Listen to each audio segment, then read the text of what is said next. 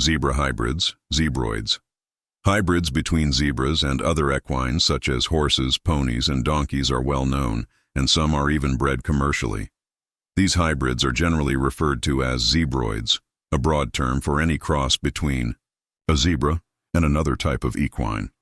More specifically, a hybrid between a zebra and any type of donkey or ass is sometimes called a zebras. The naming convention for these hybrids often uses a portmanteau, combining the first part of the male parent's species name with the second part of the female parent's name. Zebras that are hand-reared or raised alongside domestic horses or donkeys can become tame enough to be led, ridden, or used as draft animals. Interestingly, zebras raised with horses or donkeys may even prefer to mate with those species rather than with other zebras. The term zebroid typically refers to the offspring of a zebra stallion and another equine. Less common are hybrids produced by a zebra mare.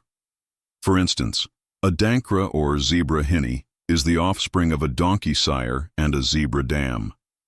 A hebra results from a horse sire and a zebra dam. These cross-species offspring are usually infertile and relatively rare. Zebroid breeding has been documented since at least the 19th century, with Charles Darwin himself noting several zebra hybrids in his writings.